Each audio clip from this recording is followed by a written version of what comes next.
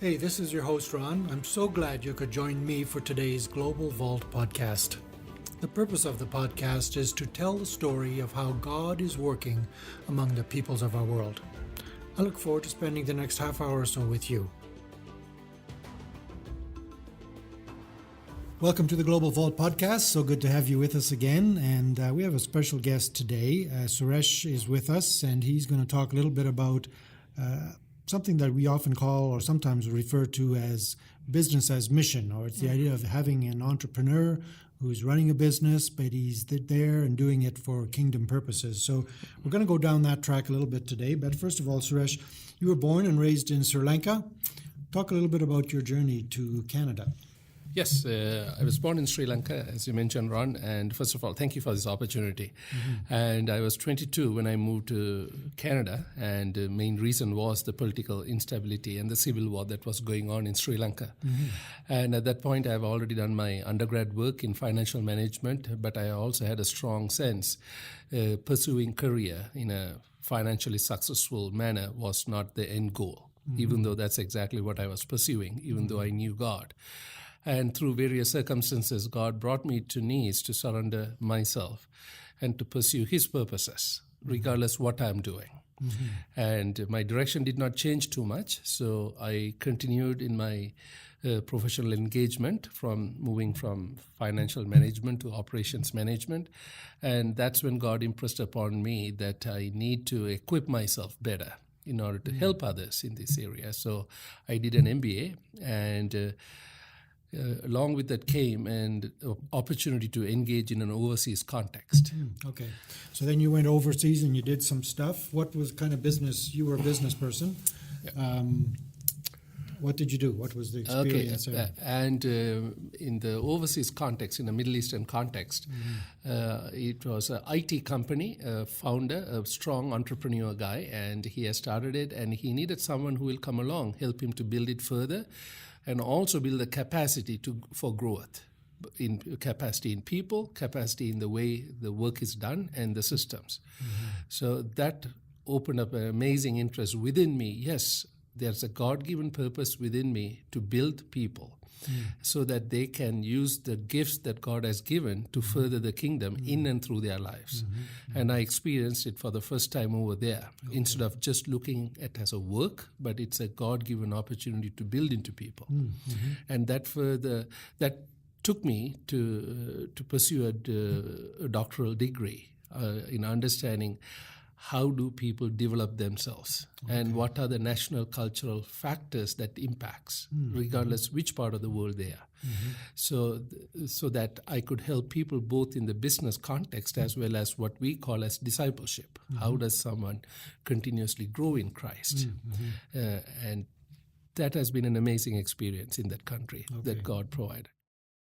So when we think of the kingdom world, there would be people in our churches who work for a variety of companies, and sometimes there's opportunities to relocate for a couple of years or something like that in some other part of the world. And we often talk of people accepting those positions and going, but they're not only there they're sort of like a dual purpose. It's like they're there to achieve what they're supposed to as a business person, but they also might be the only Christ follower in that part. And so they're there as a kingdom purpose.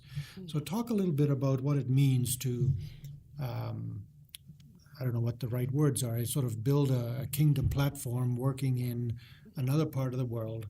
What are the right things to do? And I mean, maybe eventually we'll get to sort of errors that sometimes come up there, because you serve now as a leadership coach in organizational issues. And so help us out here. Help us understand what's a good platform, and how would you do kingdom work in a part of the world? My father encountered Christ in a Middle Eastern context again, through what we would have called at that time tent makers. Okay. People moved there in professional capacity, and they worked in companies, but they were very intentional in sharing the love of Christ and the message of the gospel. Okay. And that changed my dad's life, and that had a huge impact upon me. And as I drew closer to God, for me, that became the roadmap. Because after all, over 90+% of the people in a believing community are not in the so-called full-time capacity. Yes. They have jobs. They go in the mornings and come back and they work and bring the bread to the table. And that's majority of the people. Right. And they are engaged in professional capacities as entrepreneurs in various ways. So how do we live out Christ in that context? So we were called tent makers because Paul did tent making while he was there. However, here we are more intentional than just making tents on the side. We want a business that is committed for transformation in a holistic manner, spiritually, economically, and the people's development in an emotional, physical, intellectual capacity. So it's a holistic blessing. So we have moved from tent maker to business as mission, the mission being God's mission. Now the term we use is more so is business for transformation, because it's a holistic transformation. Business for transformation. Sometimes we use B40. And that's the opportunity I had in that context, even though it was totally a business out there, but doing it with excellence and investing in people, paying the taxes and everything properly, that itself a witness. And that gave opportunity to live out Christ and to share the message of Christ. And so you're in this kind of a business. You're hiring local people who may be of a different religion, but you're just training, you're paying properly, you're sort of doing things with kingdom ethics, and it's all through a goal or aiming towards a goal of transformation in all these aspects. That's right. We intentionally try to hire people who are not followers of Christ, because that's the place God has called me to share His word. And for me, the two areas we focus, it's your character and the competency. Character as in biblical character, how we live out, not just preach people, but also having high level of competencies that shows business excellence in an organizational context as well as in people development context. So we focused on that, and that drew people, even though they knew we are strong Christ followers, and that is not a very welcome thing in that part of the world. But they came to us for jobs and various things because they saw we invested both in character as well as competency. And that provided the avenue to share the love of Christ and witness. As a result, people embrace Christ in that context. Otherwise, they might not have got it because they are not going to go to a worshiping place. No, that's right. So it's in that business place that they would encounter kingdom values. That's right. And once they are encountered, the discipleship often begins even before they have crossed the so-called line of faith. Because we are using the scriptural principles, and sometimes we even use the stories from the scriptures to drive a point and pray with them, even though they may not fully understand. To such an extent, after a while, they will ask us to pray before we started anything. So we live out the being a follower of Christ in that context. And when they cross the line of faith, they already know what is to be a follower of Christ in that. So talk to us a little bit then about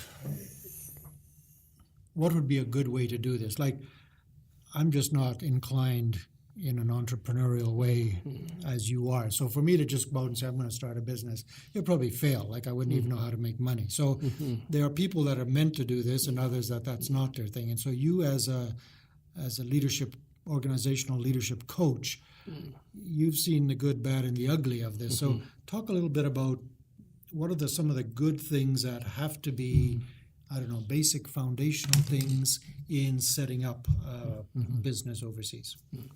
There are two categories of people who are able to do this. One, what I call is the ultra entrepreneurs. They are the ones who see beyond the horizon. Most of us are not like that. The studies shows that's only 1/10 of the business community who has that type of a leadership. And they are the ones who can go there and take the risk and spot things others are not spotting and get things going. They are the trailblazers. Then another category of people, they have entrepreneur skills and a strong understanding of entrepreneurship, but they know how to build capacity around entrepreneurs. Equally, the entrepreneur as well as the capacity builder is needed for any successful business, especially in a business as mission or business for transformation, so that we move forward together, but at the same time, we are intentionally building the organization and the people around us. And common skills will be able to raise funds, able to come up with a business plan, able to convince others to invest in those businesses. But there's an alternate source where somebody may not have enough capital, but however, they have strong professional skills and experience. So often they can work with a large overseas corporation in that country or work with a multinational who will place them in that kind of a place, especially when they have a high level of cultural adaptability.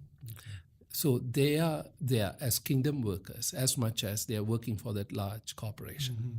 So that would really be, when we often talk about kingdom work, a certain calling to do something like this. So if a person is part of a larger corporation, a job opportunity, an option, say, comes up to go to some part of the world, there might be an inclination humanly to say, well, no, I enjoy where I live here in Canada. I'm not going over there. But if there was a kingdom calling here, it would be, let me take that opportunity for 2 years or 4 years, and it puts me as a Christ follower in a place where there are just a lot less Christians, and I will do my job in that place. That fits in there as well, right? When we are called to be a blessing as followers of Christ, I want to be a blessing where there is the highest return of investment for the blessing. Okay. So the land where we are, it's already, people are blessed. They have the gospel here. But the lands I'm talking about, they don't have that blessing. No. So if I can engage in the same professional way, but be a greater blessing in a kingdom sense, I should move there. However, it calls for me to cross comfort zones. Sure, it does, yeah. On that. So that's often a barrier for people to cross. However, in this day and age, a lot of these countries are quite comfortable in the traditional sense of comfort. It's no longer where we are suffering there when we engage in these places. There are certain things we have to adapt, certain things we have to learn, but once it starts moving, I would not call that we are suffering over there. In fact, nowadays, to have in your CV or in your bio that you had this number of years engaged in an overseas context looks very good.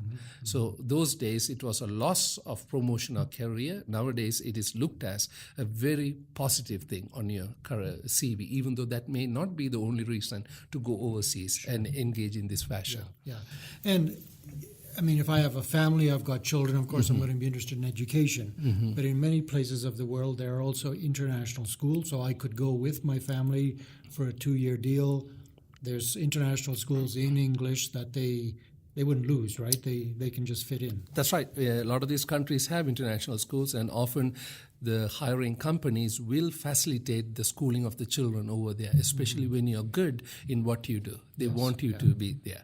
And also a lot of these companies recognize we need outsiders to come and mentor our local people. Okay. So they welcome you, and especially for a 2 to 4 year term.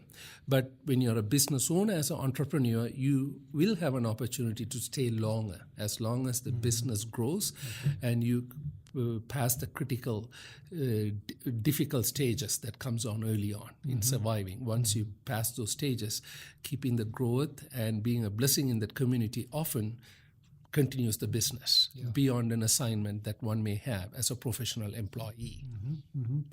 And as we think even then of schools, I would just naturally think of teachers. We would have a lot of teachers who it would be possible to get a contract for 2 years in some part of the world. It's the same thing. You're taking your vocation, your professional part of you, and then you're engaging in this international school and really meeting people from all over the world. So for a time, you are then the blessed person, bringing a blessing into that context, whatever that is.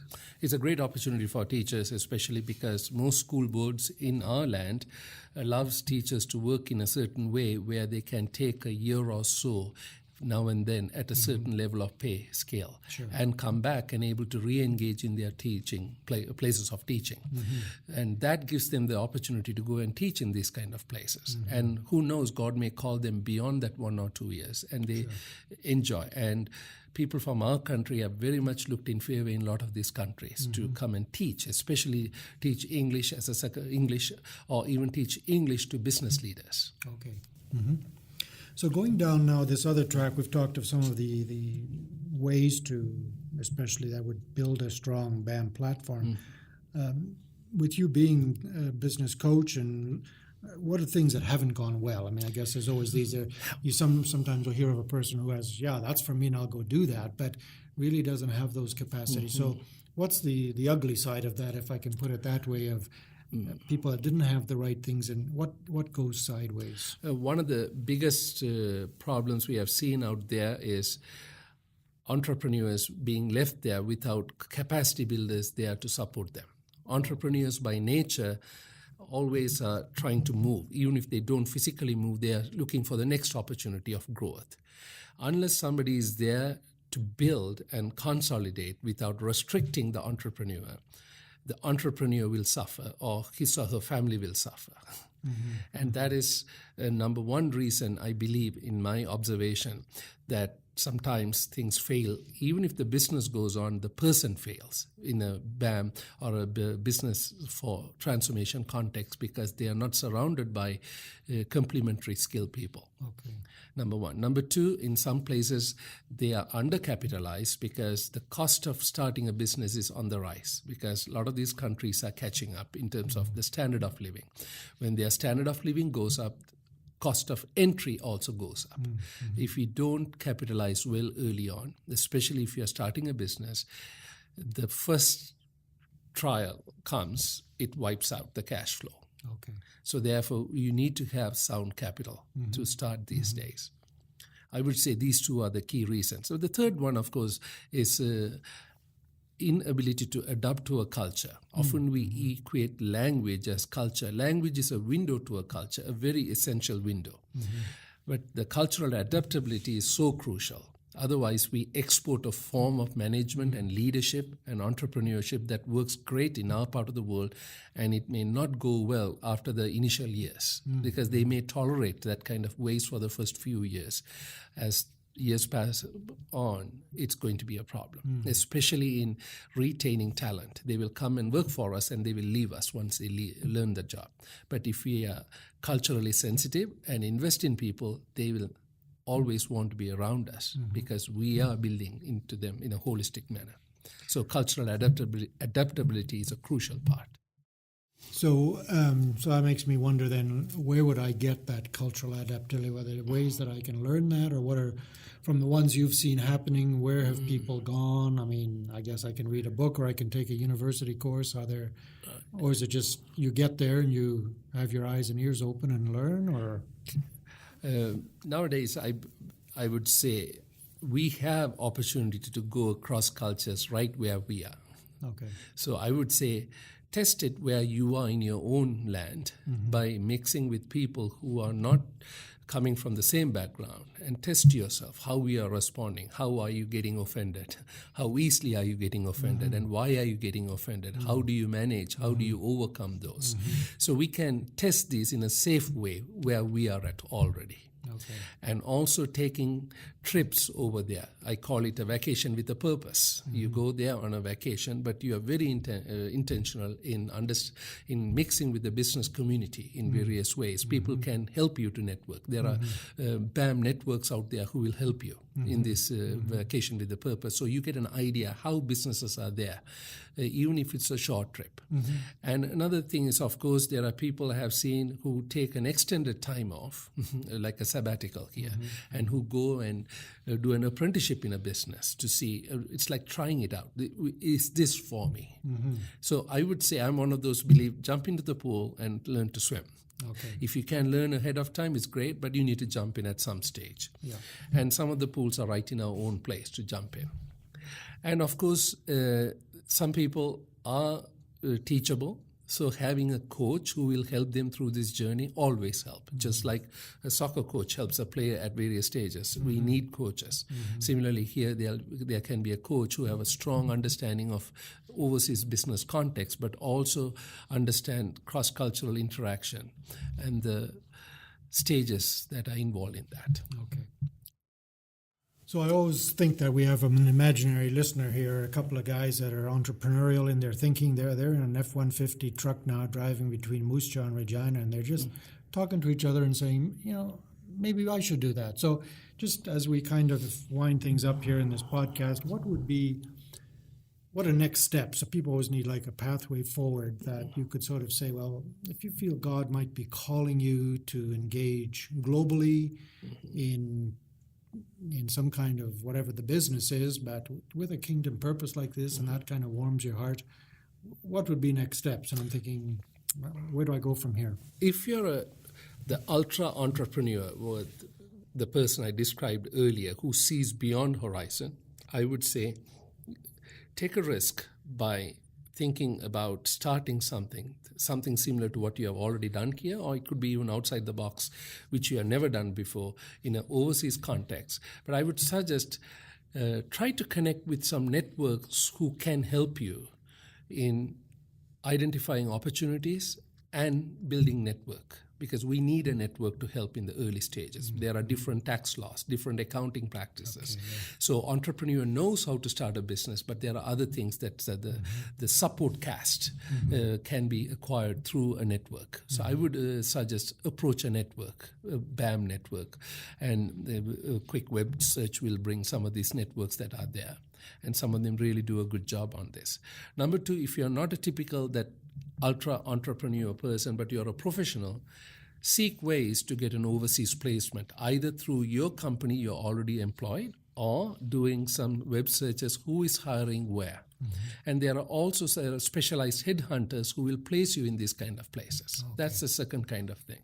Or through your networks, find out who is already working from your context, but who a distant relative or a friend who is already working in Middle East or Far East, and find out how did they get there. Connect with them and find out ways, channels, how did they land. Because we want to do this to glorify God and for His kingdom. Others will help us when they know why we want to do. I would say these are the two ways to do that. Do a holiday with a purpose with your family, especially if you're going to go with your family. Now, you'd be available to coach a little bit too? So, I mean, I think if we have a contact, we could put that on our website. I'll be glad to do that, and I have done that in the past too, and I will continue to do that in this specific context, because we need people who are in the marketplace, who are in professional places to engage by living out Christ, even before preaching it out. Because that can be one of the strong attraction for those who don't know Christ, to see how well we lead through our character and through our competencies. And I'll be privileged to coach people through this.